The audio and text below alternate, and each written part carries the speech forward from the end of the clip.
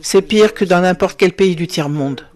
Aucun pays du tiers-monde n'organise d'élections comme les nôtres. Fait rare, les chaînes NBC et ABC qui diffusent des fake news ont toutes deux déclaré qu'elles ne couvriraient pas ce discours. Elles savaient de quoi il s'agissait, simplement parce qu'elles n'aiment pas le sujet, parce qu'elles savent à quel point notre système est corrompu et qu'elles ne veulent pas le révéler. Elles et d'autres acteurs des médias font partie d'un complot. Elles veulent perpétuer cette fraude. Pour une raison ou une autre, elles veulent que cela continue. Elles veulent protéger l'extrême gauche. Elles ne peuvent pas avoir un grand pays. Et c'est vrai, on ne peut pas avoir un grand pays sans élections libres et équitables.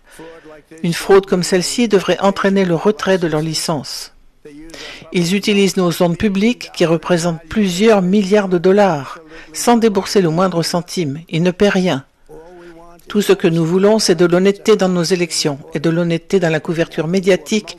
Ils ne paient rien pour des actifs valant plusieurs milliards de dollars. Une autre responsable au sein du FBI a écrit qu'elle dirigeait, je cite, un gouvernement de l'ombre, afin d'empêcher que des renseignements concernant l'ingérence chinoise dans les élections ne soient rendus publics et de les soustraire à la presse respectable. D'autres responsables ayant été témoins de ces manœuvres estiment que les motivations sont manifestement politiques. Récemment, nous avons découvert un nombre important de sacs destinés à l'incinération, disposés en rangées. Il s'agit d'un lot de sacs qui devait servir à détruire des informations que le président Barack Hussein Obama avait ordonné de brûler. Ils devaient être brûlés. Ces sacs devaient être traités à différents niveaux par différentes personnes, incinérés et contrôlés, mais cela n'a jamais eu lieu. Peut-être avons-nous eu de la chance.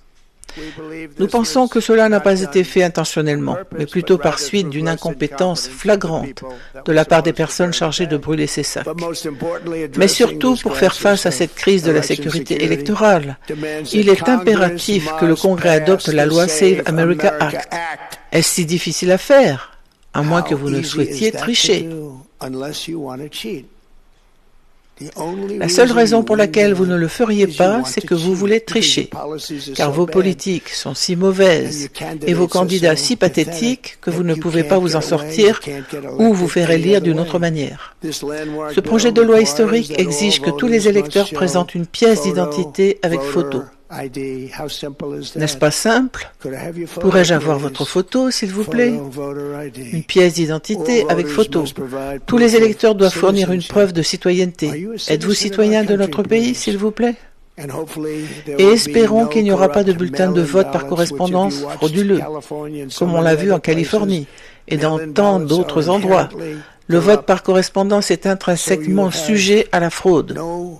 Donc, il n'y aurait pas de vote par correspondance, sauf en cas de maladie, de handicap, de déploiement militaire ou de déplacement, que ce soit pour affaires ou pour des vacances. Ces réformes sont nécessaires de toute urgence pour mettre fin aux failles que j'ai mentionnées. À tous les Américains, je vous demande de décrocher votre téléphone demain, d'appeler vos élus à la Chambre des représentants et au Sénat et exiger qu'ils adoptent sans délai la loi Save America. Ensemble, nous rétablirons la foi et la confiance dans notre pays et nous serons plus grands, meilleurs et plus forts que jamais.